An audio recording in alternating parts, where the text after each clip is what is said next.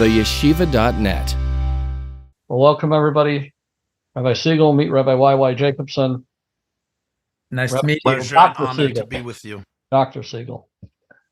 Okay, so we are going to give me a moment. I'm just going to sort of welcome everybody, start this off, and then we'll jump right into the conversation.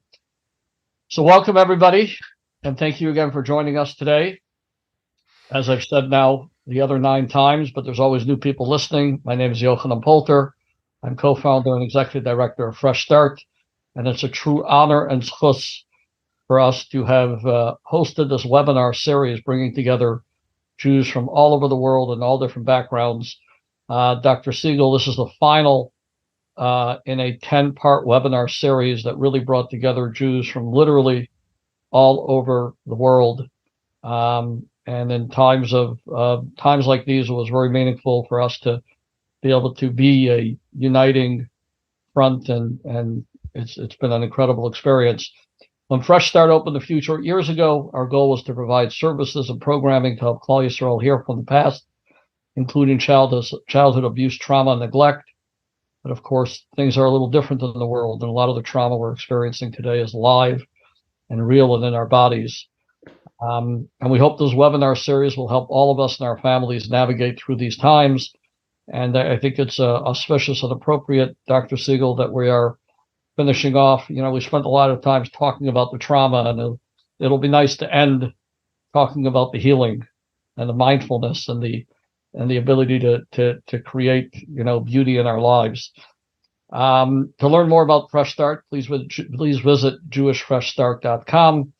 I would like to again thank our anonymous sponsor who graciously sponsored this entire series, the Leilui Nishmas Daniel Ben Esther, Rafal Ben Leah, Mary Yehuda Ben Yosef Akayan, and in honor of Tzadok Eliyahu and Eli Seligson, 2 true pillars of the Detroit community.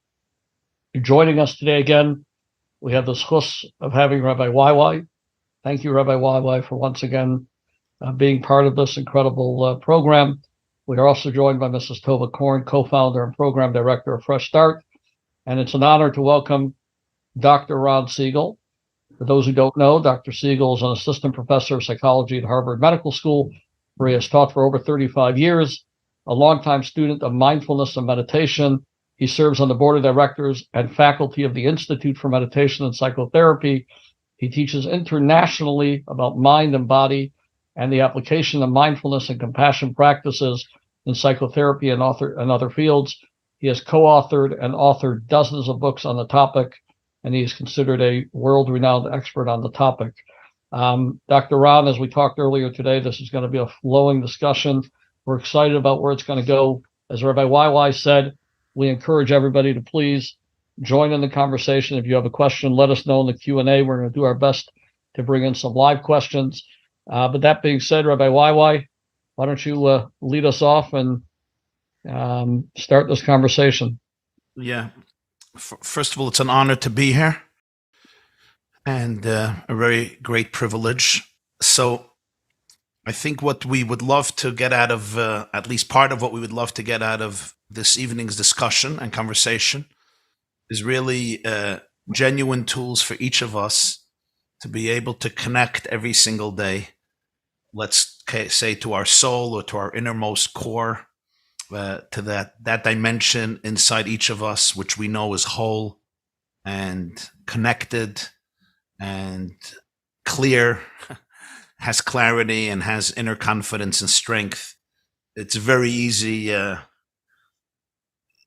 during everybody's life, everyone with their own challenges and burdens and duties, and never mind traumas and pain and anxiety and concerns and worry and fear, to get derailed so easily, especially in today's era where everybody's connected to everybody else's news and experience. So it's even very hard to get your own time. The tradition many of us grew up in, which is of course the Jewish tradition, particularly I grew up in the Hasidic spiritual tradition, puts an enormous emphasis on what some of the great mystics call in Hebrew hitbonenut or hitbodedut, which is spending time in contemplation, meditation, what today they call mindfulness, what you call mindfulness, to be able to connect to your own inner awareness, to be able to listen to your own inner voice, your soul's voice, not just a voice of anxiety and chaos. And it's a sustained effort. Judaism encourages a daily sustained effort of meditation 3 times a day, morning, evening, and the afternoon. It encourages gratitude every single day, numerous times, even before we eat something, coming out of the bathroom, before you go to sleep, right when you wake up in the morning. So, thankfully, in our culture and tradition and faith, there is a huge emphasis on this.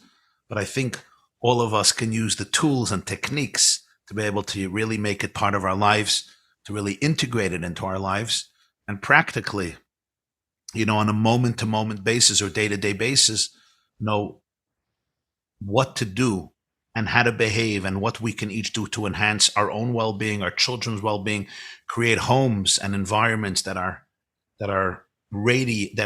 radiating happiness, confidence, faith, spirituality, love, light, positivity, and empowerment, and as really a way of showing up to life with our best version, showing up to our loved ones with our best version, and whatever our responsibilities are in this world, to make it a better place, to fight injustice, to call out lies, to cultivate light and positivity, to be able to show up with our deepest and most authentic self.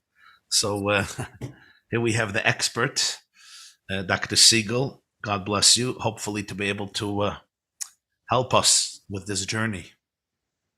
Well, while I do have a lot of years working in this field and practicing mindfulness, it is a practice. And so as a Zen master, Suzuki Roshi, famously said, in the beginner's mind, there are many possibilities. In the expert's mind, there are few. So I'm not sure I'll go with the expert label. I rather try to have a beginner's mind here, but I can share with you something of what I and my colleagues and researchers and the world's wisdom traditions have had to say about mindfulness practices and how they might be useful. So, mindfulness refers to a certain attitude toward experience. It's a way of relating to each moment of our lives, whatever might be emerging in that moment, whether it be an emotion, a thought, whether we're involved in an interpersonal interaction with somebody, whether we're involved in prayer or contemplation. And it's about cultivating an attitude in which we're aware and conscious of what's happening. So there's a kind of sensitivity to everything that's happening in the body, in the senses, in the mind, in the inner imaginal world. So it's about awareness of what's happening in the moment with an attitude of loving acceptance. And that second part sounds easy, but actually isn't so easy, because we're very much in the habit. In fact, it seems to be in the nature of our brains to tend to reject and pull away from things that are painful or difficult or uncomfortable, and gravitate toward or trying to cling to or hold on to that which is pleasurable. And all other species do this as well.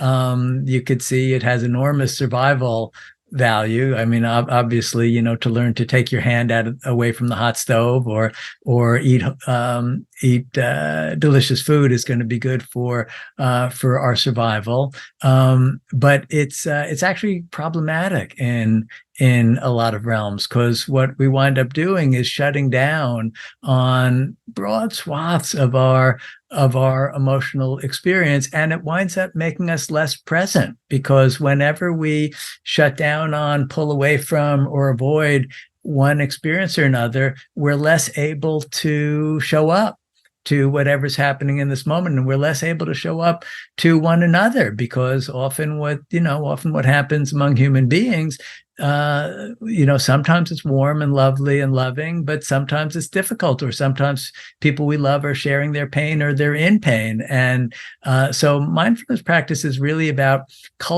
mindfulness is this attitude toward experience, this attitude of open acceptance toward whatever is arising here and now in our consciousness. And to develop mindfulness, we do mindfulness practices, not unlike the realm of cultivating physical skills. If we want to develop physical fitness, which is sort of strength, endurance, and flexibility, well, we would do physical exercise. We'd go to the gym or go for a walk or do things to develop that. So in the same way, to develop this open and loving attitude toward experience, we do practices. And these practices, interestingly, have been developed in virtually all of the cultures of the world. They, as the rabbi was just saying, they exist in Jewish traditions, they exist in Christian traditions, they exist in Muslim traditions, in Buddhist traditions, in yogic traditions. They exist in more animistic indigenous cultures. That people have discovered that it takes some training of the heart and the mind to be able to be with experience in an open way, rather than just push away that which is unpleasant and just cling toward that which is pleasant. And also rather than getting caught in the thought stream, which most of us do much of the time. We spend our days thinking and talking to ourselves about ourselves. But when we do that, we don't have the opportunity both to fully show up for what's happening in the moment, even to fully taste a meal for that matter, because we're planning the next thing and thinking about it. But also being in the thought stream makes it difficult to actually notice what we might be feeling underneath. What as the rabbi was saying, to connect with deeper parts of ourselves, to connect with wisdom, and to connect with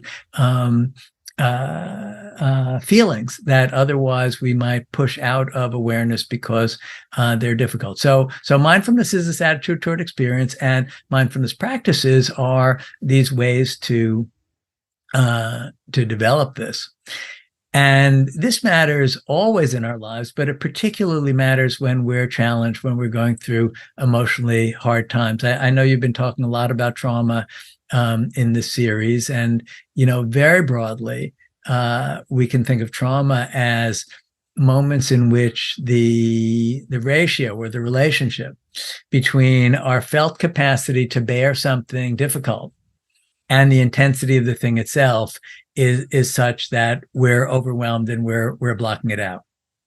And that can be very different for different people. It could, for one person, it could be traumatic to have to do public speaking when they're afraid of that, and they get flooded with anxiety. Of course, there are other traumas, like some that are occurring in the world right now, where god-awful things are happening to people and their lives are being uprooted. And of course, for almost all of us, those kinds of emotional challenges are overwhelming. But the interesting thing is that there's two factors here. There's, on the one hand, the intensity of the difficult experience, and on the other hand, there's our capacity to bear that, our capacity to open to it, our capacity to have the courage to feel what we feel.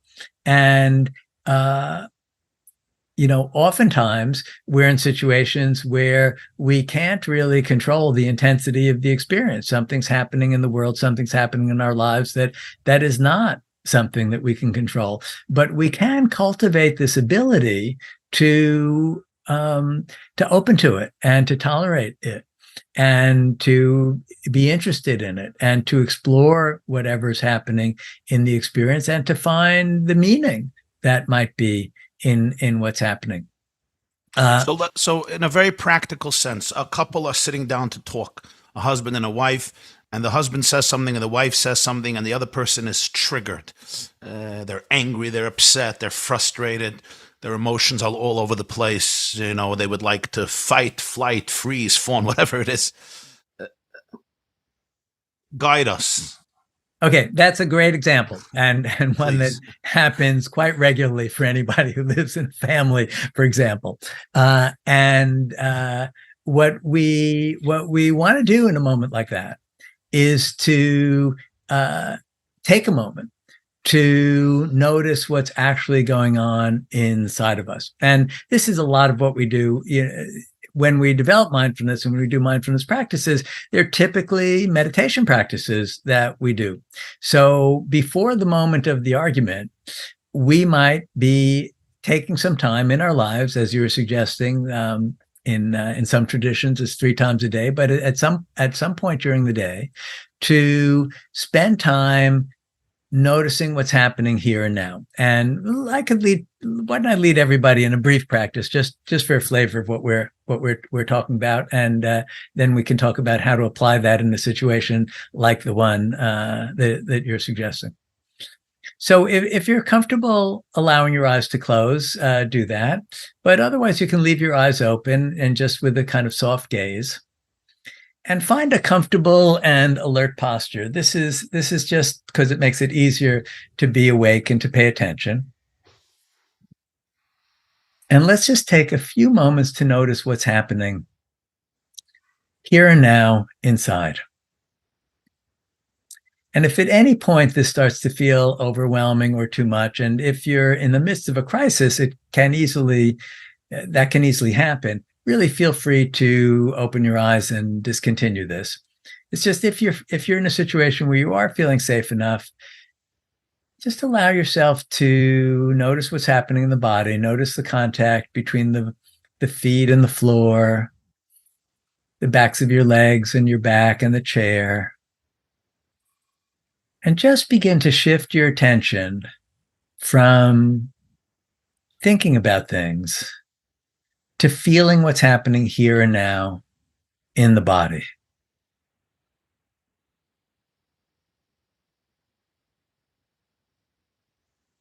And you'll notice that if all is going well, you're already breathing. In fact, the body is breathing itself. The breath is moving all by itself.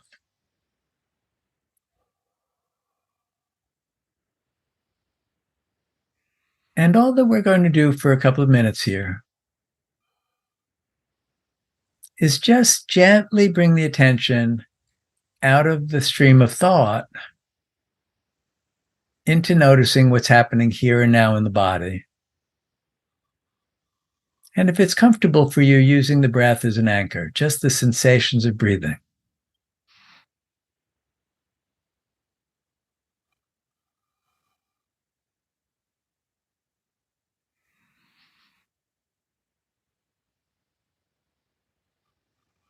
And see if you might follow the breath through its full cycles, from the beginning of an in-breath to that point of relative fullness, to the end of an out-breath, and then on to the next in-breath.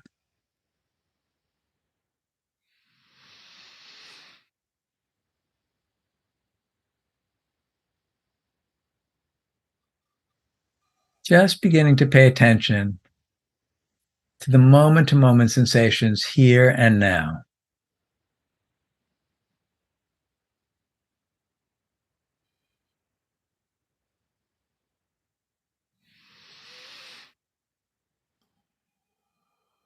It would not be unusual for thoughts to enter the mind.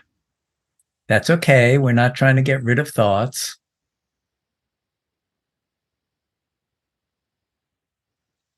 But instead of doing what we normally would do, which would be to follow a train of thought when it starts entering the mind,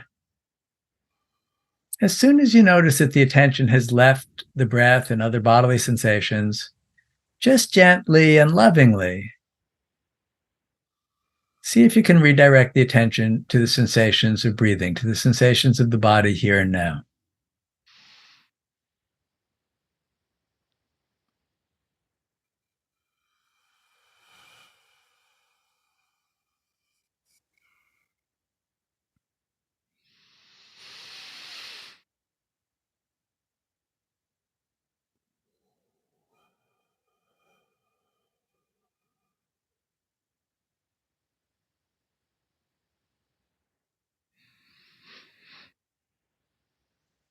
You may notice there's a lot going on, that there are a lot of different sensations with each in-breath and out-breath. And see if you can cultivate an attitude of loving acceptance toward whatever's happening, as though it were actually all okay.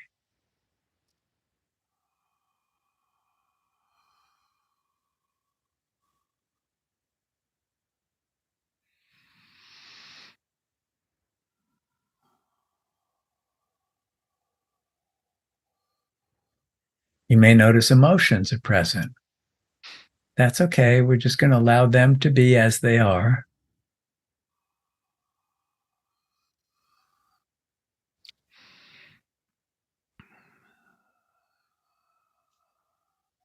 And simply notice the emotion as a sensation in the body.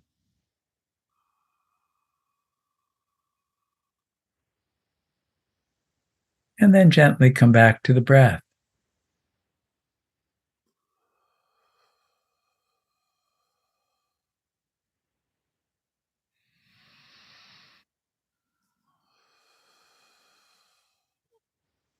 We're taking refuge in the present moment. Hopefully, here and now, wherever you are, no matter what else is happening in the world or has happened or will happen, here and now, we're actually safe in this particular moment. And we're just opening to whatever's happening in our consciousness.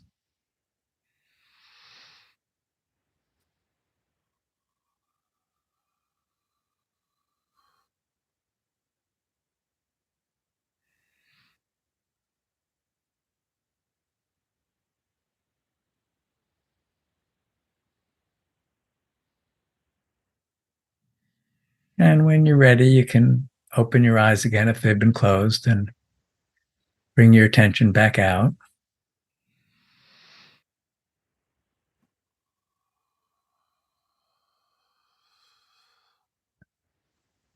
And you may notice a few things from that very brief exercise. One thing you might notice is there are a lot of sensations going on. There's a lot happening in each moment, here and now. Another thing you might notice is there are a lot of thoughts, right? That the mind is, thoughts are constantly emerging and coming and going. And when we practice this at greater length, sooner or later, usually feelings come up, pleasant ones, unpleasant ones. Sensations come up, some of which are pleasant and some of which are unpleasant. Sometimes there are things like aches and pains. And what we learn to do over time with these practices is allow all of this. Instead of immediately trying to do something to fix it, to make it go away, to change it, we turn our attention to whatever's arising in our awareness and try to stay with it and breathe with it a bit. So to come back to, Rabbi, to your question of what to do in the midst of the argument, when we're starting to trigger one another and escalating into a big something that started as nothing and it's becoming the kind of discussion that can ruin your whole day, what we wind up doing is just taking a moment to go inward a little bit and notice, so what is this feeling here? What's happening? Is it fear that's arising in the body as my partner or spouse says something that's threatening to me? Is it sadness? Is it longing?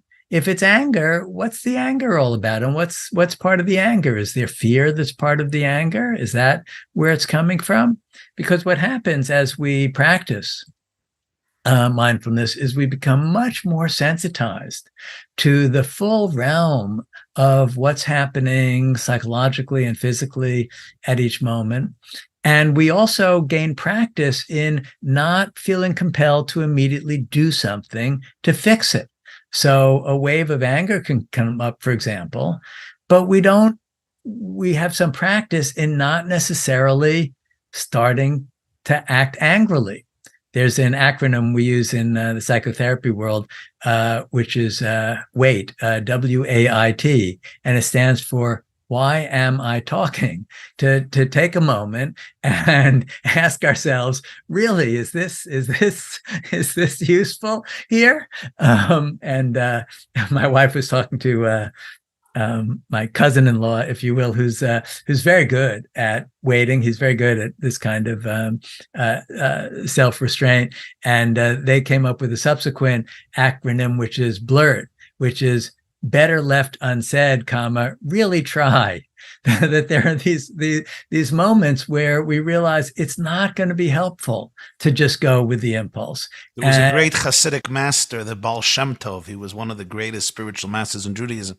So he said, when you're angry, you should be quiet for 61 minutes. Yeah. Not 60 minutes, yeah. 61 minutes. Yeah, no, totally. Well, it's an interesting misconception people have about anger. People who act angrily a lot are actually not very good at feeling anger. Because what happens for people who act angrily a lot is whenever they have anger arising in the heart and the mind, they immediately express it. And that expression is really a way of trying to discharge it and get rid of it.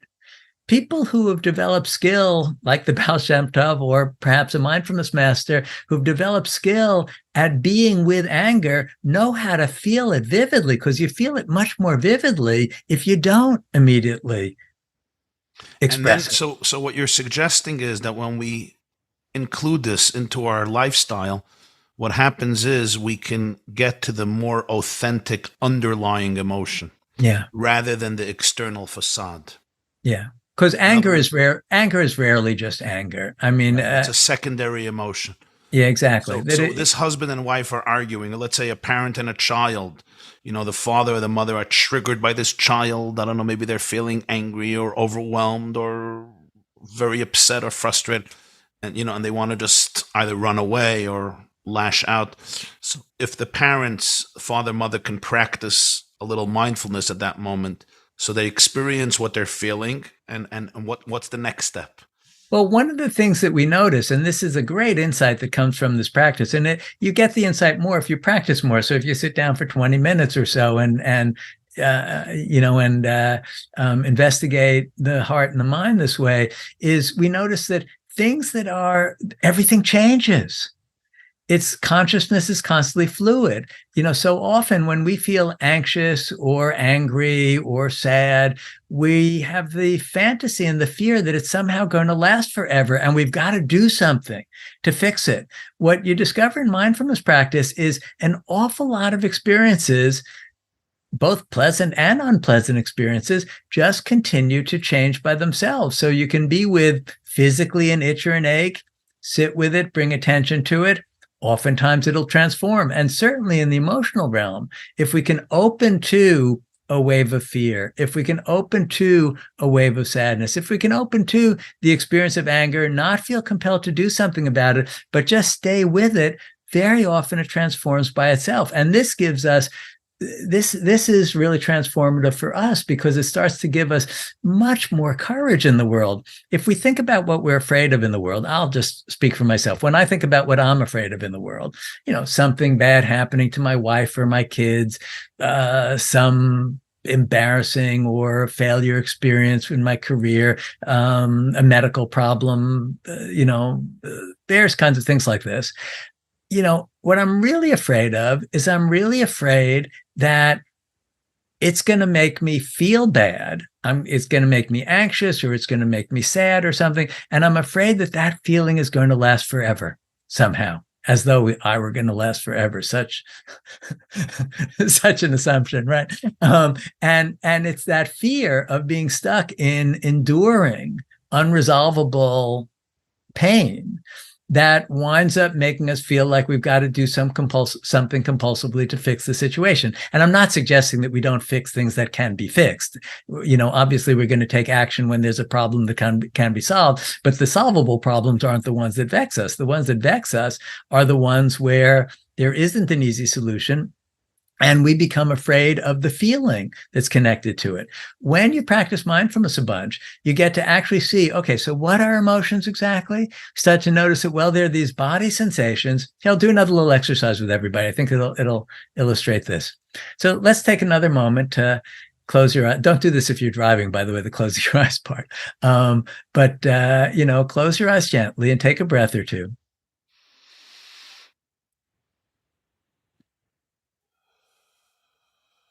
And now just generate a little bit of sadness. Please don't pick something overwhelming or that's too much, but just something that creates a little bit of sadness.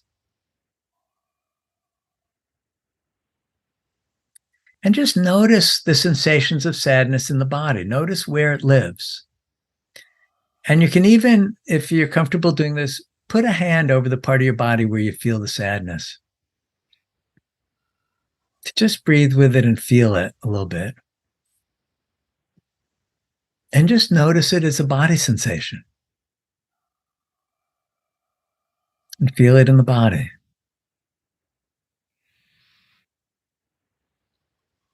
And then let's shift and generate a little bit of anxiety. Again, not the scariest thing ever, please. Just something that makes you a little worried. And notice how anxiety feels in the body. Where that shows up, and just breathe with that a little bit. And maybe put your hand over the part of your body where you feel that. Just to identify it a little more clearly. And then generate a little bit of annoyance or anger. Again, not something huge, but just something that's a little bit annoying. And notice where you feel annoyance or anger. And maybe put your hand over that part of your body.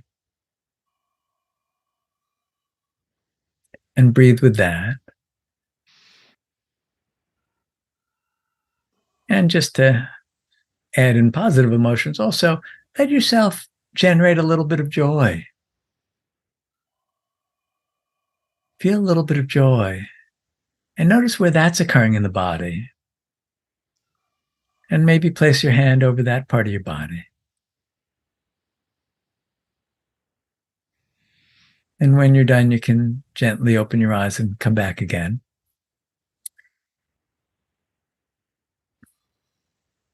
You notice how all of these emotions exist as sensations in the body, right? We can actually feel them in the body.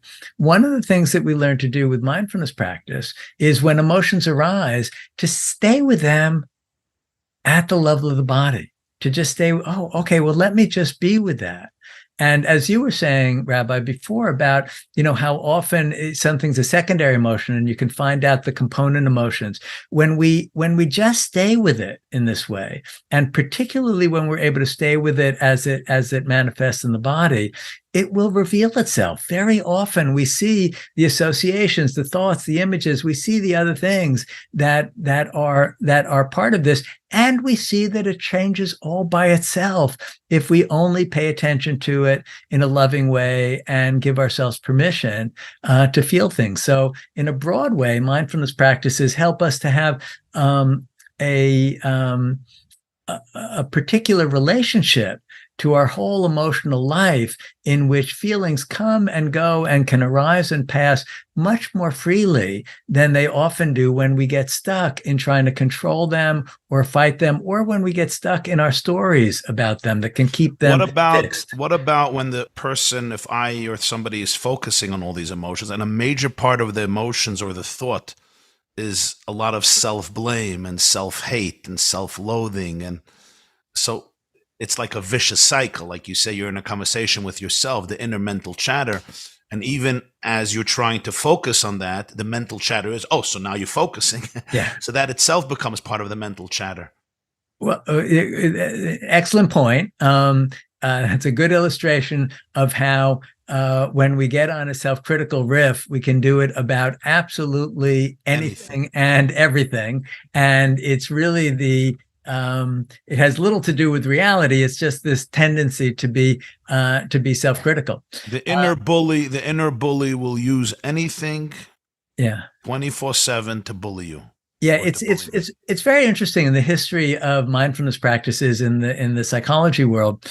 In the early days, the emphasis was on learning how to pay attention, to be more aware, to be more conscious moment to moment of what's happening, to be more rooted in the present moment. As the research has accumulated and people's experience with it has accumulated over many decades, it's become much clearer that the self-compassion component, the loving attitude toward experience, turns out to be enormously important. A lot of people so I'm a psychotherapist by training. And, when people enter psychotherapy, the secret wish is often to get a whole new personality. Oh, I'm going to get into therapy and I won't have to be Ron anymore with all of Ron's neurotic preoccupations, with all of Ron's fears. I'll be able to be like those other people who are strong, who are confident, who are competent and the like. And what happens when psychotherapy goes well is at the end of therapy, we're very much still ourselves, only we've made friends with this person. And we see this complex and flawed and lovable human being as a complex, flawed, and lovable human being. And we start to relate to ourselves that way. So so part and parcel of mindfulness practices is really developing a kind of compassionate attitude toward ourselves and to find a different way to relate to this inner critic, because so many of us our inner critic, we'll talk to ourselves in a way we'd never talk to another human being. I have no trouble at all saying, "You idiot, what were you thinking?" I don't talk to friends and colleagues that way. If I did, I wouldn't have friends and colleagues, right? But no problem talking to myself that way. Well, bit by bit, we start to develop self-compassion. And it's actually been studied in the psychology world, and there are certain components to sort of self-criticism versus self-compassion. When we're being down on ourselves, when we feel we've screwed up, when we feel like we're inadequate or we haven't done well enough or we're not doing well enough, we get caught in kind of three things. We get caught in the self-criticism where we talk to ourselves, in very mean ways. We tend to withdraw. We tend to isolate. Because we feel bad about ourselves, we feel shame. And shame is kind of about not wanting to be part of the human family or not feeling fit to be part of the human family. So we kind of withdraw and we get very self-preoccupied, right? We're focused on what a failure we are, how inadequate we are, how bad we are, and all this kind of self-critical, all these negative self-evaluative judgments about ourselves. And the alternative to this is to deliberately look for self-kindness, right? To deliberately look for common humanity instead of the isolation. What do I mean by common humanity? It's realizing we all make mistakes. We are all flawed. We are all scared. We are all sad. We are all heartbroken. These are aspects of the human condition. These aren't because of my personal failings. This is what it is to be embodied as a human being. And instead of being caught in the narrative about ourselves, we practice more mindfulness. And one of the key elements of mindfulness and even in these brief practices that we just did, where we're shifting the attention from the narrative thought stream to what's happening moment to moment at a sensory level, that begins to give us a little bit of perspective on thoughts. Psychologists call this metacognitive awareness, the ability to see that a thought is a thought rather than a reality. And the more we practice mindfulness, the more we have this perspective on thought, and we take it a bit less seriously, and we're able to be kinder to ourselves. And guess what? We wind up being much kinder to other people, because we when other people screw up, which they do regularly, we realize, oh, like me, I get it. You mess up the same way I mess up. We're in this together, and we start to rely on connection and on the sense of common humanity much more so than on the constant self-evaluative narrative. So correct me if I'm wrong. If I'm understanding what you're saying, and some other things you shared at other times, is a major part of mindfulness the deep recognition that the inner I, is in a very, very powerful place. The inner I is not made up of my thoughts and of my toxic inner critic and of all of the emotions or thoughts that may be very negative or fearful or overwhelming or full of hate and anxiety, but that there is an inner I that is what we would call in our tradition the divine soul or the divine consciousness that is always one with its source, and it has clarity, and it is confident, and it is happy, and it's curious, and it's wholesome, and it's not afraid. And mindfulness is really the ability to be able to create that separation, that differentiation between the I and all of the thoughts that are roaming and running around, maybe like a roller coaster inside of me, but really that ability to create that differentiation and then even look at what's happening inside of me. And again, seeing it from the perspective of the I, which is always in a transcendent and sacred space. Yeah. I mean, it's so interesting to me. I'm a bit of a student of the world's religions, and it's so interesting to me how different traditions narrate it a bit differently, but they're talking about the same experience, exactly as as you're saying, the divine spark within, or or wisdom within, and sometimes it's called the higher self. In some traditions, it's called the awareness of no self, which is a little confusing, but it's really about not being identified with all the narratives about me and whether I'm good or bad or better or worse than other people. And indeed, mindfulness practices have evolved in a lot of different traditions for precisely this purpose. And it's interesting, Rene Descartes, when he said, "I think, therefore I am," he was right. We construct our stories about the little me, if you will, the me that can be good or bad, successful or failure. That me we construct out of our thoughts, right? It's all these self-evaluative thoughts. Good job. Hey, you're doing a good job. That was an interesting reference to pull in, or bad just job. Got a compliment. Wow, you're good. Yeah, right. You're missing the point. Oh, you just got criticized. You must be terrible. Exactly. So, and we construct that actually out of the thought stream, out of all these thoughts. And one of the things that happens with mindfulness practice, as exactly as you're saying, is we develop a kind of perspective or separation where we're not identified with and believing in these narratives so much.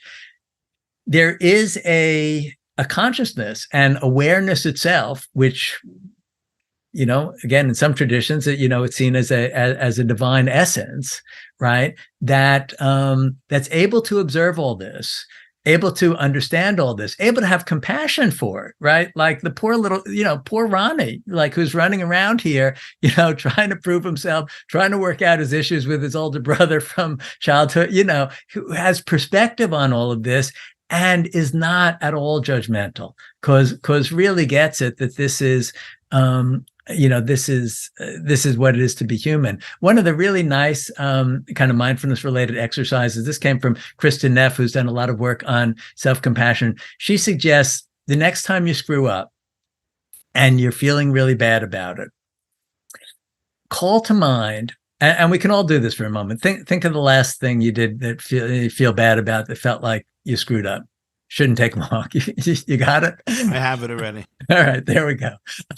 You think of this thing, and now imagine that a wise, compassionate, loving friend is writing a letter to you about this thing. You've explained to them what happened, and they're writing a letter. What would they say? And you can just begin with the first line or two of the letter. Because if you've had a wise, compassionate friend or a teacher, or mentor, or rabbi, we can usually imagine what they'd say, right?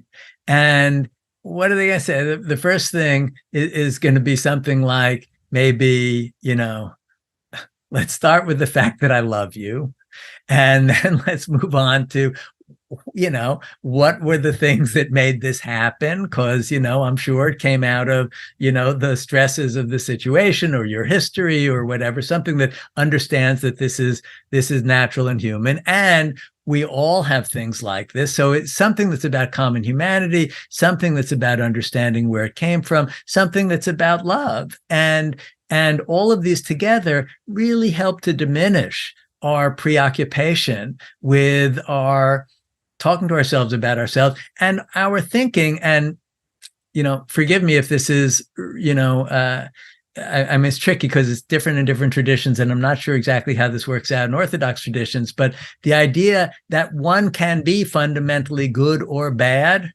from the perspective of mindfulness, no, we are, we have all these different parts to ourselves. You had Dick Schwartz here, I understand, just the other week, and that we all have parts of ourselves that are more noble and parts of ourselves that are less noble, but it doesn't make us fundamentally a good or bad person. We're navigating this and trying to figure out, how to live in a wholesome, loving way in the world with all of this. And so all of this, it's about shifting perspective, so we're no longer believing in these narratives so much. And the nice thing is, though, that there's a technology for it, right? These practices actually do, if we do the practices regularly, they actually bring about these changes where we start to be kinder to ourselves, we start to have more perspective on this, and we start to see our common connection to other human beings. Do you feel that if sometimes, let's say I'm having thoughts which translate into emotions that are overwhelming and they're very disturbing, maybe it's overwhelming fear or anxiety or dread or despair or frustration or negativity towards somebody or negativity towards myself, is there room to look at it and say, listen, I can have compassion about the fact that my trauma has to produce these thoughts and feelings, but really come back with another script? Because I really don't want to go into the space now. I want to remain in a place of gratitude and connection and healing and productivity. No, absolutely. And this is one of the interesting dances, I think, in almost all healing traditions, right? How much should we open to and give space for the pain? Because we can't just gloss over the pain or do a spiritual bypass and just jump into, no, I'm actually all about love when I'm actually crying inside.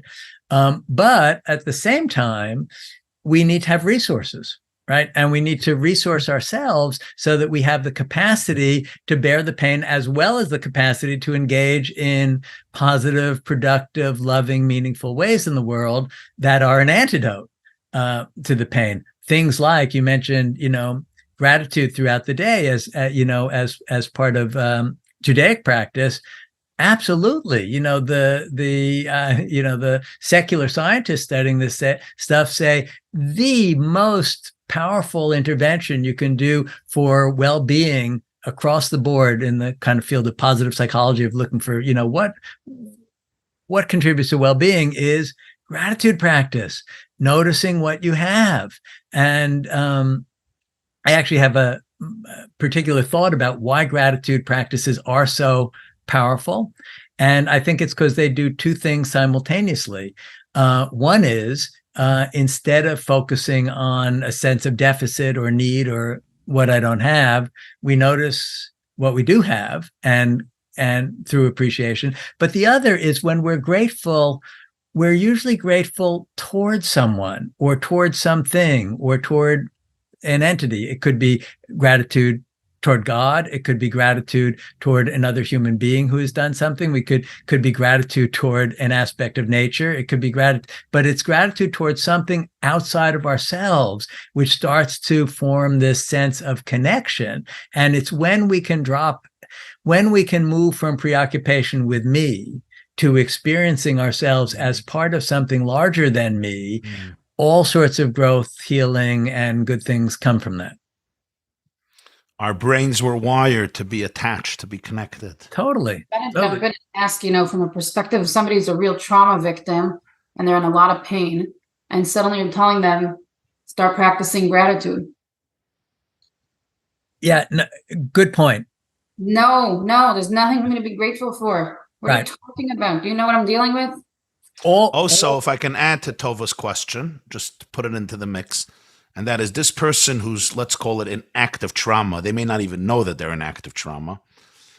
Their very eye that is listening to what you're saying is filled with trauma. So when I'm trying to be mindful and practice mindfulness, it's the trauma doing it. Yeah. So the mindfulness itself is a trauma exercise. How does one extricate themselves from that loop? Yeah. under the umbrella of mindfulness practice are actually a lot of different practices. And depending on what's happening at the moment, one or another might be more suited to our growth, development, and healing. When we're completely overwhelmed with pain, we want to build up the side of the equation, which is the resource, which is the ability to tolerate the difficulty that's happening. Maybe something really horrible has happened. Obviously, something really horrible has happened in Israel, right? And there's tremendous amount of pain, completely understandable and unavoidable. I don't mean that what happened was unavoidable, but the pain in response to what happened. If you're human, you're going to feel this, right? So then, what to do? Under those circumstances. And in moments like that, that may not be the moment to, start just being with the breath and feeling the feelings, because the feelings may be volcanic, at this moment. And my sense of ability to bear it may be quite small. And we don't want to re-traumatize ourselves by, by feeling even more overwhelmed with these practices. But there are other things that we can do.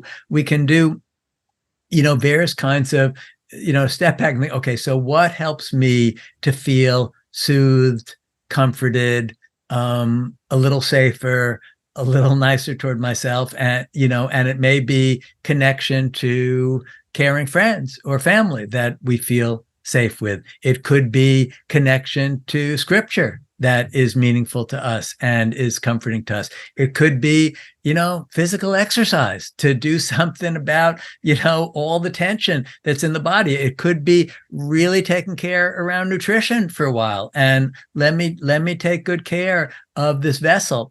And when we're doing sort of mindfulness practices in this context, if somebody's overwhelmed with a lot of feeling, I wouldn't advise them to sit and follow the breath this way. I'd suggest they do something like nature meditation, where you go out for a walk, bring your attention to just the moment-to-moment sensations of the feet on the ground, and look up and look at the trees, look at the clouds, look at the sky. The mind is going to go off into all of the thoughts about all the bad things that have happened, the fears, anger, or the mind will spin out. And instead of gently bringing the attention back to the breath, we just try to come back to the trees. We try to come back to something a little bit more vivid. This is, again, assuming the neighborhood feels safe and it's okay to do this, but, something that is going to help us to feel more resourced, because there's always this ratio between the intensity of the experience we're trying to bear and our sense of our capacity to bear it, our sense of being resourced. And the big mistake the trauma treatment field made many years ago, decades ago, was thinking, okay, well, let's help people process the difficult thing that's happened without thinking about, does this person have sufficient resources to do this right now?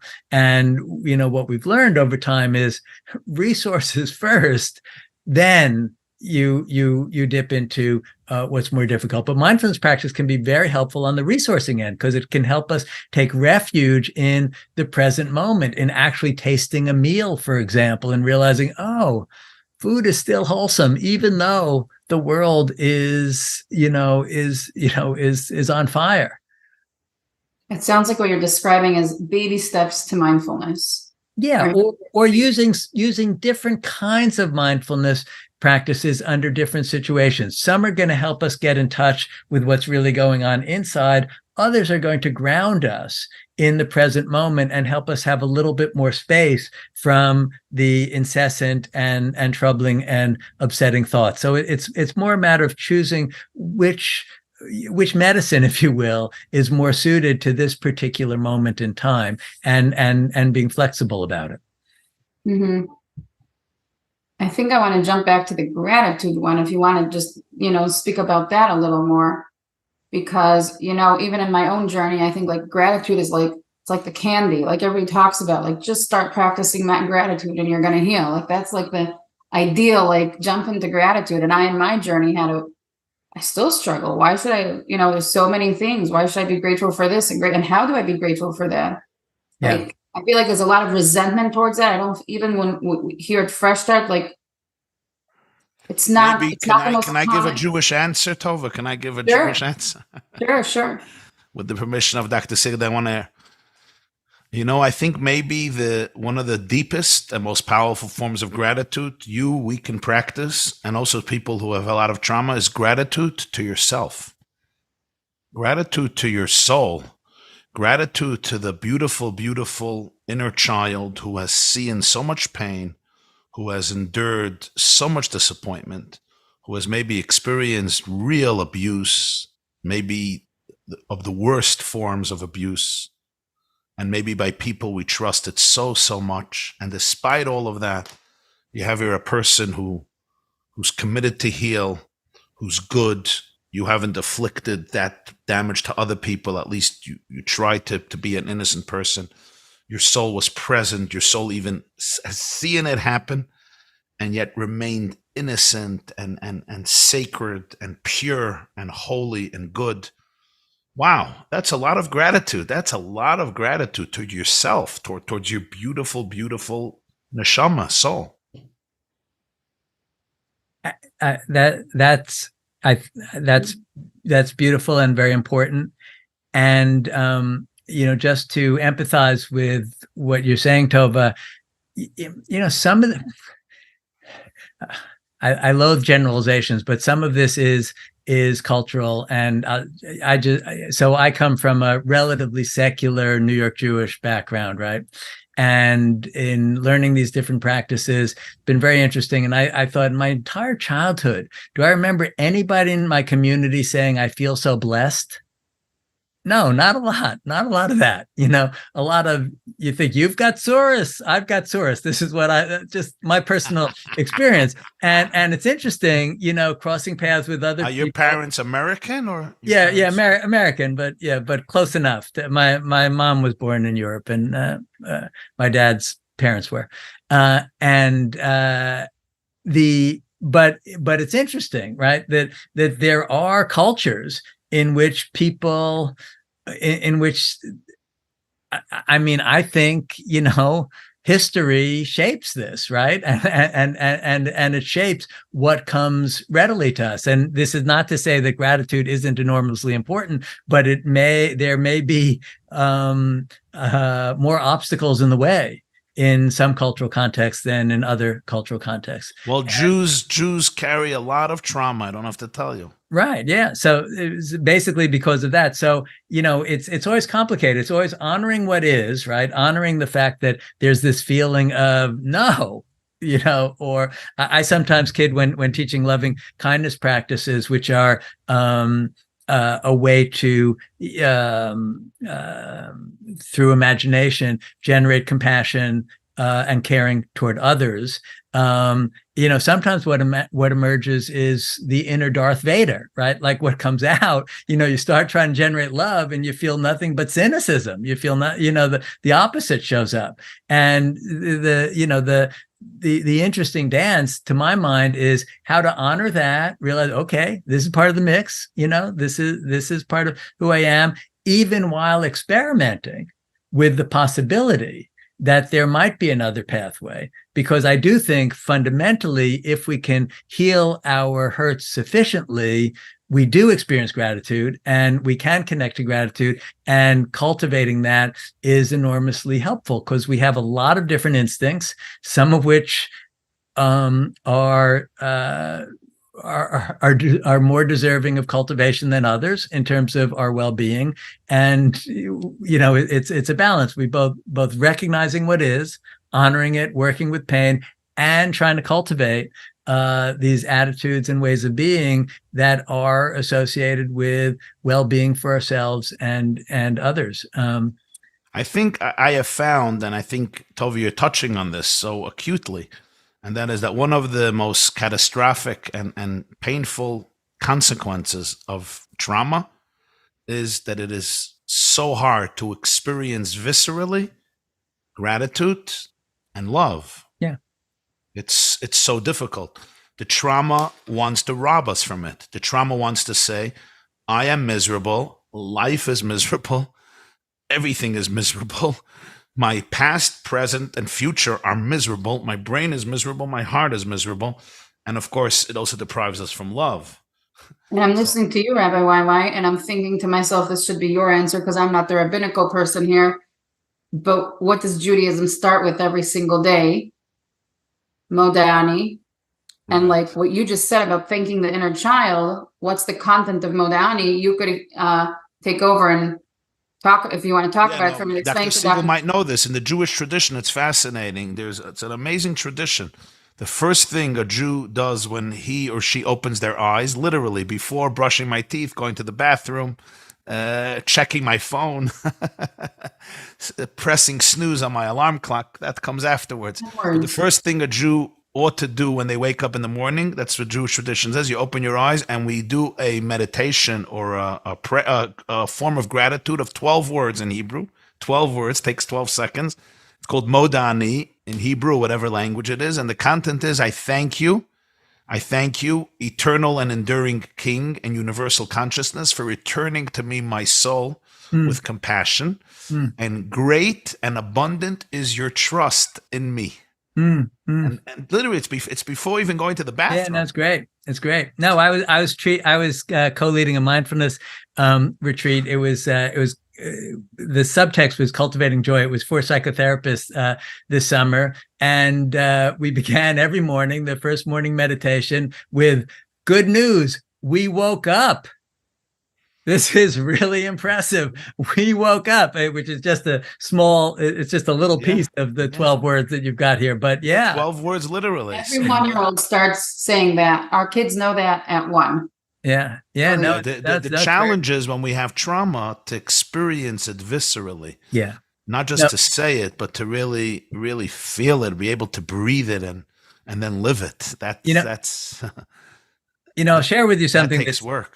I'll share with you something that's a little from the esoterica of the trauma treatment world. But since I know you've had Bessel van der Kolk and Dick Schwartz as part of the series, and they're both good friends and colleagues of mine, and I was in a discussion with both of them about this fundamental question of, is our capacity for love, connection, wisdom, compassion, is it innate and always there and just has to be tapped into, or need it be cultivated developmentally? In other words, do you have to grow up in an environment which is sufficiently loving and caring in order to have these qualities? And it's a really huge question in understanding trauma, and it's a huge question for all of us, I think, as human beings. And it's interesting, and I'll tell you the context, and I hope this doesn't sound too avant-garde for you, but one of the things that both Bessel van der Kolk and Dick Schwartz are involved in is the burgeoning field of psychedelic-assisted psychotherapy. And Bessel, who's quite the expert in these matters, said, I've been converted, because Dick, with his sense of what he probably spoke about of self, which is his word for what, Rabbi, you were describing as this divine inner untarnishable consciousness. Dick's position has always been, it's there. You just got to get the other parts out of the way that are blocking it. And Bessel was more like, I think you got to cultivate this, over time. And what happens is people with really horrible trauma histories and really horrible developmental histories, who really didn't get the love that every human being absolutely deserves, will have these encounters under the influence of these medicines, not willy-nilly. This is not a polemic, go out and, take psychedelics, but in this carefully structured therapeutic protocol where they suddenly say, oh, now I know what love is. Oh, now I see what safety is. Suggesting that, it is there. It is there. But as the rabbi's saying, a lot of stuff, a lot of injuries can get in the way and can hide it. I told Dr. Schwartz last week when we were together, I said, in Kabbalah, in Jewish mysticism and spirituality, one of the two most popular words to speak about the human challenge, one is klipa. Klipa means that the soul is covered with shells and husks, and you have to pierce through literally the husks to allow the light to shine. And the second word that's very common is the experience of spiritual and emotional exile. where the soul is the heart is exiled. It's in a Yeah. prison, and we have to work daily to remove the shackles and break down the Yeah, doors. no, it's so true. Yeah. I asked Bessel van der Kolk when we had a session. He was describing himself as a real atheist. So I asked him, I said, I want to ask you a question. After all the trauma and pain and PTSD and horrors you have seen 50 years or 55 years, have you become cynical? And do you ever become cynical? Like, this is just a crazy world. It would have been much better if the Big Bang would have had different results and nobody would suffer. And he looked at me and he said, when I don't become cynical because I have seen the resilience of my patients and seeing that after crazy stories, there's an inner voice that is incredibly loving and powerful. Yeah. Despite everything that happened. So I said, but 1 second, if a person is just a machine, when you break a machine, it gets destroyed. You don't expect that inside the machine there's some soulful chip who's watching the abuse and could come back. He says, So I said, so maybe you're not such an atheist. Yeah. Maybe you're not such an atheist after all. Just rethink that. So I wanted to ask you, does all your practice and all the exercises, growing up, as you spoke about your Jewish heritage, how does that impacted your spiritual sense of life? Well, faith? I'll tell you the truth. The truth is I grew up kind of rational, positive materialist. And, so I'm 69 years old. I grew up in New York. I grew up among like the counterculture and hippies, and I wound up taking psychedelics at a young age. And I had some experiences with psychedelics that I thought the only people who describe this stuff are religious masters. I want to learn about them. And I actually majored in religion as an undergraduate, even though I was a secular guy without, I had been bar mitzvahed and stuff, but I was not, I didn't understand the spiritual side of the tradition at all as a kid. And that was my opening to it. And then, and I've always been interested in multiple pathways, but they're pathways to very parallel understandings, is the best I can glean, that include Kabbalistic pathways of exactly the stuff that you're describing. That there is this human. I relate to it a little bit more as the human capacity for love, the human capacity for wisdom and compassion. I think of it more in those terms than I think of it in terms of a God that would be external in some way. It's more like the God that's in all of us is my personal way of understanding this. Well, that's the Jewish mystical idea. Yeah. There's God in every single one. Yeah, and I live 3 miles from Walden Pond, and there was Thoreau talking about God, and in the loons, in the in the pond. What did the psychedelics show you, if I may? How did they create that shift? I had what we call a non-dual experience. Suddenly I went through a sort of series of stages. The first of which is a kind of softening of repression barriers, so that a lot of personal unconscious material coming up, memories, fears, the kind of stuff that is the meat and potatoes of psychoanalysis, if you will. And then kind of a lot of mythical kinds of imagery, if you will, a kind of Jungian version. And then it all cleared out. And there was just this sense of peace and interconnectedness and no sense of me. There was simply the sense of consciousness. And it was like, as they say, it had a noetic quality. It felt inherently true in some way. And then it was like, okay, well, I'm not going to take drugs all the time, and you can't function in the world well under the influence of these drugs. Who knows about this, and how do you cultivate this kind of awareness? And it was, meditation masters, whether from Kabbalistic traditions or Zen traditions or yogic tradition, these are the folks who've been investigating how do you shift consciousness to have this awareness, and that's been the backdrop to my whole career as a psychologist, is this kind of, understanding of, what's possible in terms of perspective and awareness. There are people who can be extremely religiously observant who don't have much of a sense of what the spiritual underpinnings might be of their tradition, not just in Judaism, and in many different traditions, where the idea of sort of following the rules that I've been taught and doing the things that help me to identify with my community, that's central, and whatever that has to do with psychological growth and transformation or spiritual transformation simply hasn't been part of the their experience. And when people who have had that as a significant part of their life experience, and they've been in pain, and they start to heal from the pain, whether it's through a more secular psychological pathway or a more spiritual pathway, where here I'm emphasizing spiritual as opposed to religious forms and structures, they can get upset. Like, wait a minute, what about, what was all that about? Or in fact, sometimes aspects of the religious structures, when interpreted in certain ways, contribute to people suffering. I mean, how many people think God's punishing them in the world? Now, that's an interesting vision of God if you think he's punishing you, but a lot of people are suffering from this, right?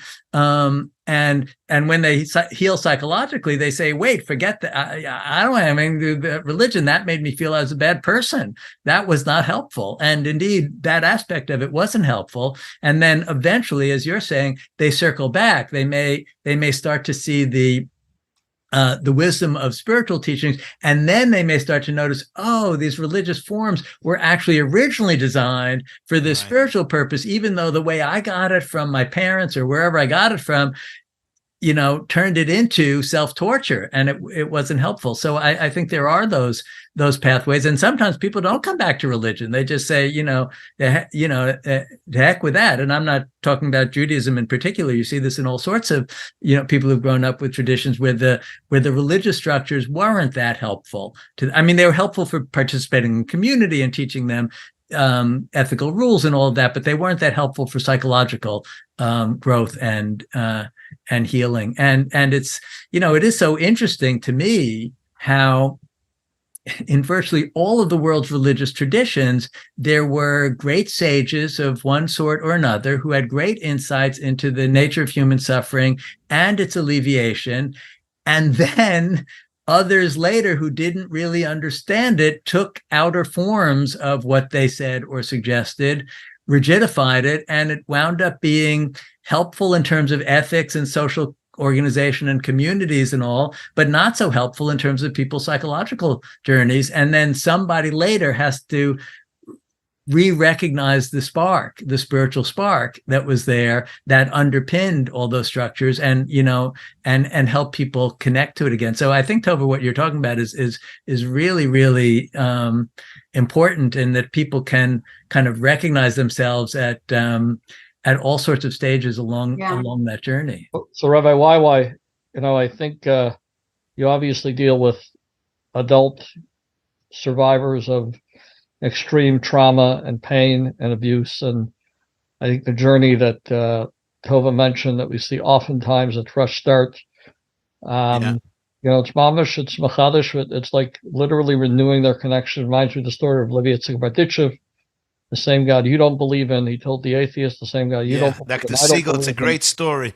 There was a Jew came to one of the great Hasidic masters, Rabbi Levi Yitzchak of Berditchev, and he spoke to him about the soul, about purpose, about the creator. So he says, Rabbi, you got the wrong guy. I don't believe in God. So he looked at him and he said these words. He said, the God you don't believe in, I also don't believe in. Yeah, perfect. That's perfect. Yeah. That's perfect. I think what Dr. Siegel is teaching us here, and I think it gets to the core of the issue.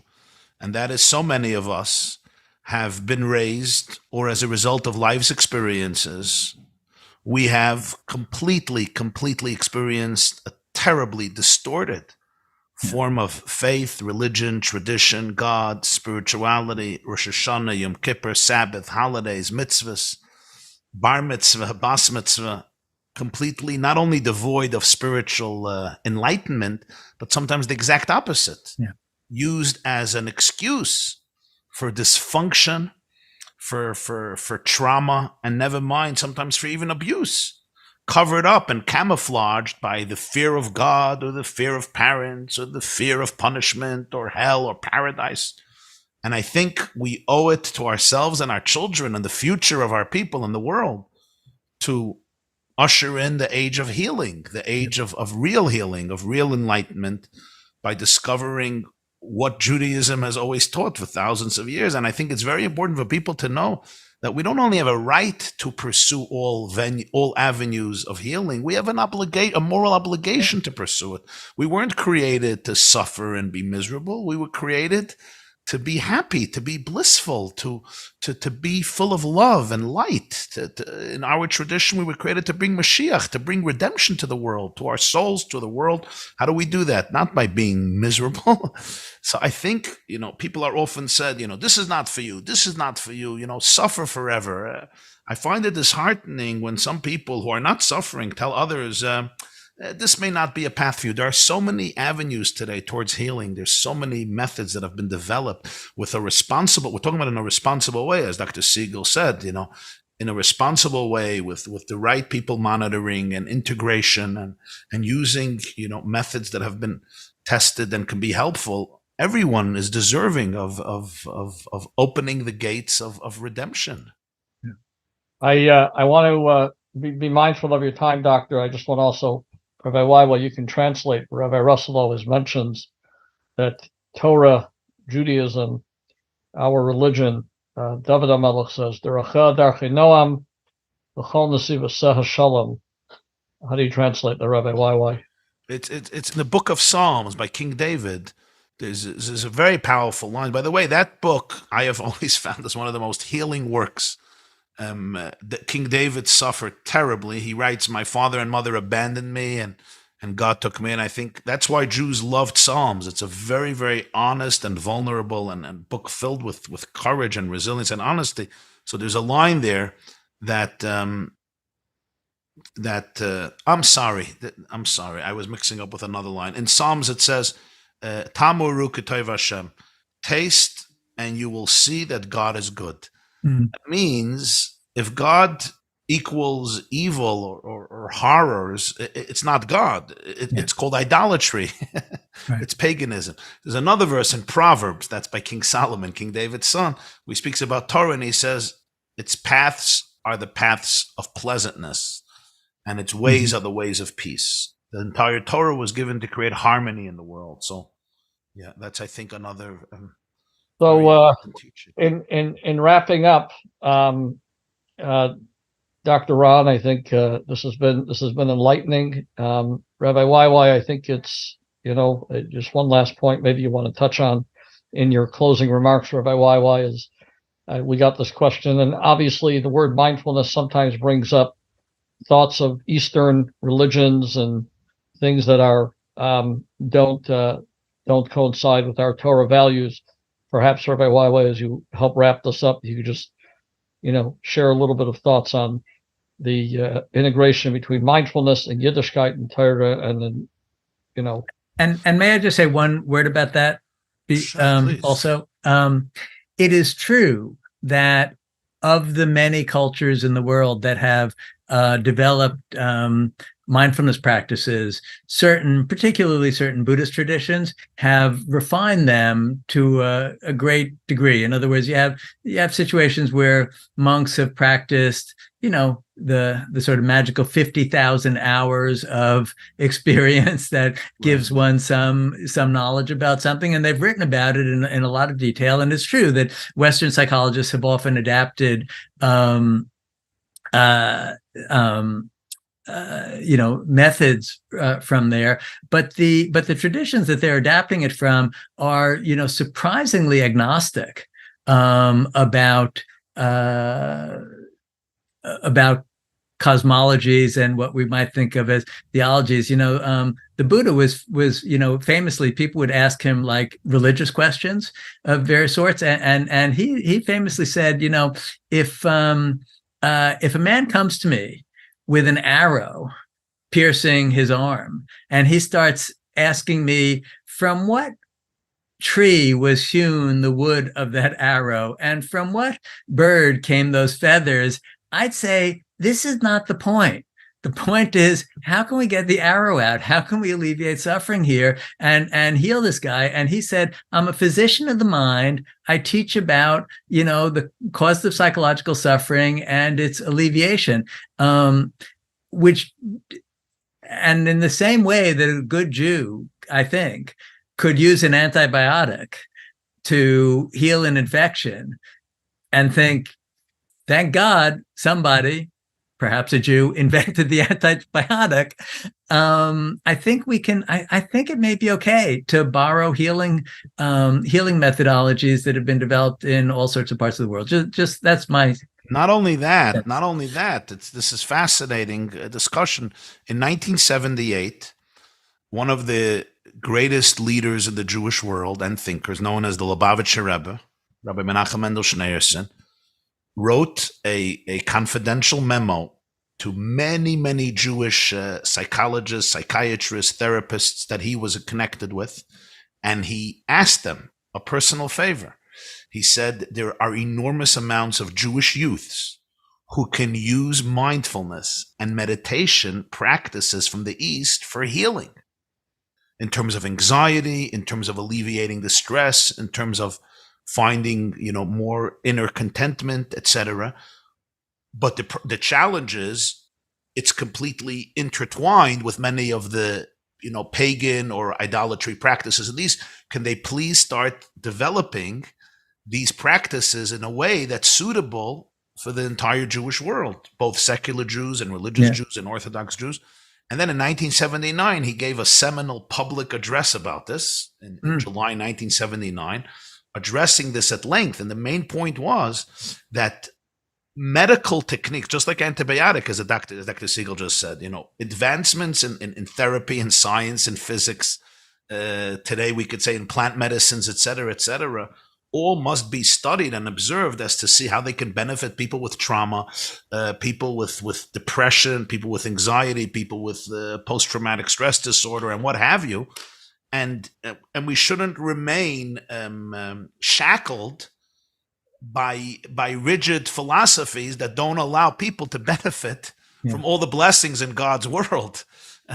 There's so many methods that can be used in a proper way, in a Torah-oriented way, in a spiritually enlightened way, and it's our responsibility. You may find it amusing from the other side. I was at a conference at Emory University years ago. It was the Dalai Lama talking to researchers and clinicians studying depression. It was this really big conference about meditation practices and psychotherapy.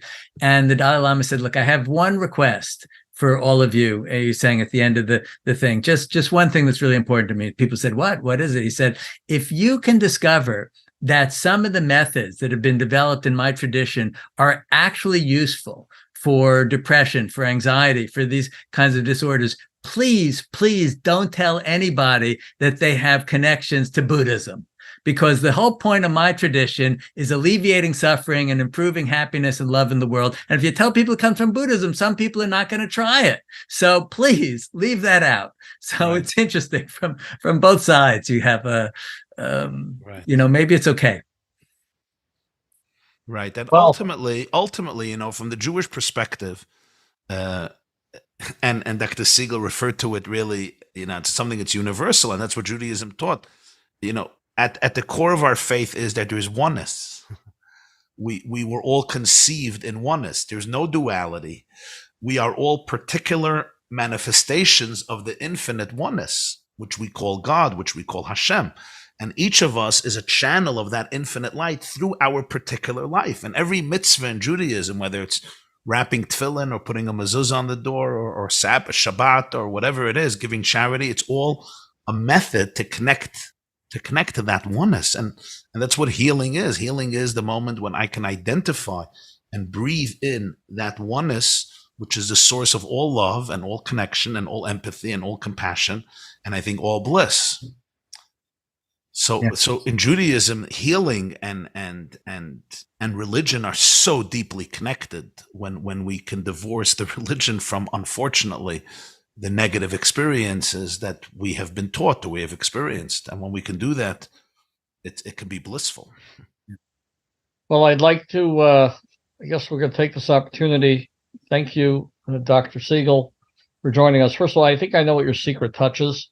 Your voice is so soothing that, and Kenai Nahara at 69 to have such a great head of hair. That's. I just think that's true. I just think for the historical record, it's just important to understand that in biblical times, you're talking about the first temple times. So you're going back 3,000 years. Okay, the Bible talks about this, about schools of prophecy, schools that trained prophets. There were tens of thousands of Jewish prophets in the land of Israel. What was that all about, you think? What was that all about? We're not just borrowing also from others. In Judaism, there's a huge Kabbalistic, enormous tradition of meditation, of mindfulness, of silence, of prophecy. What is prophecy? Prophecy is fine-tuning the antennas in my brain to cosmic awareness, to divine consciousness. So it's just, when we go back in history, this was a major, major part of Judaism as well. And it really is true. Virtually every culture has developed some form of mindfulness practice. It just, the reason why they get associated in people's minds with certain Eastern traditions is because they were refined there at a very high level. But they and I think they had the luxury also of retaining a continuum. Maybe they were being harassed a little less. Absolutely. Where they could exiled and hunted down, and there's a lot of there was state support at many points for this kind of intensive inner investigation. The Zohar says, the Bible says that Abraham sent his children to the east, and he gave them gifts. So the Zohar, one of the oldest texts of Kabbalah, says, what were these gifts? And it says it was literally spiritual traditions. You talk about Abraham. Yeah, I think in Buddha, right, you have one of their deities called Brahman, and they say it's connected to Abraham. Yeah, very interesting. An interesting theory. Okay, well, thank you again, Dr. Ron. Thank you for joining us. Thank you for ending what was a wild and intense and emotional 10-part webinar series. We are hope and pray that whoever's watching, whoever's gonna watch, whoever did watch will be able to take tidbits of each one of these webinars and podcasts and apply it to their life to hopefully provide healing for them, for their children, for their families. Rabbi YY, any divrei bracha before we go to wrap up the series? Well, I'm also going to just add one thing before you do that. If you want to try learning a little bit more meditation practices, you can go to my website. It's drronsiegel.com. And I don't know, maybe you can post that or put it on the. Somebody just asked me about where do we learn more, and what would be the first step to take if I want to enter the world of mindfulness. And so just go to drronsiegel.com, and there's all sorts of books and lots of meditations you can download for free, and podcasts and things. It's just I'm just one among many, but it's just it's an avenue to do this. I just deeper dive. Another whole hour learning about how to do it. We spoke about so much. What is it? And we could spend a whole nother hour just talking about what baby step to take first into this world. It was amazing. Thank you so much. Yeah, you're welcome. Indeed, I want to thank Dr. Siegel. I want to thank Rabbi Yochanan and Tova and Fresh Start. And I just want to encourage myself, and I think all of us who are listening now, or going to listen later, watch later, of how powerful it is for each of us to spend time every single day, especially in the morning, to connect to our neshama, to connect to our soul, and whatever that takes on for you.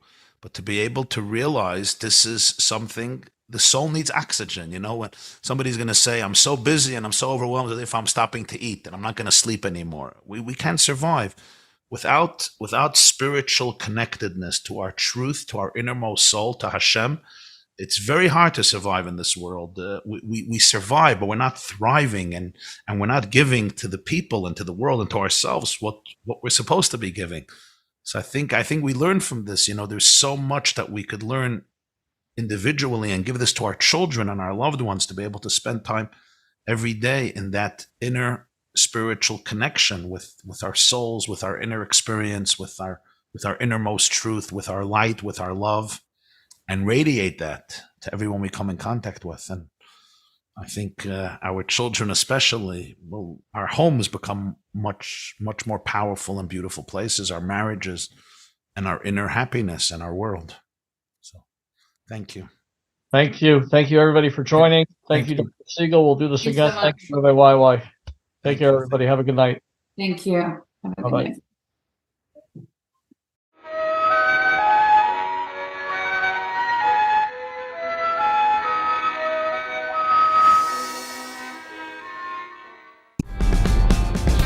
This class is brought to you by theyeshiva.net. Please help us continue the classes. Make even a small contribution at www.theyeshiva.net/donate.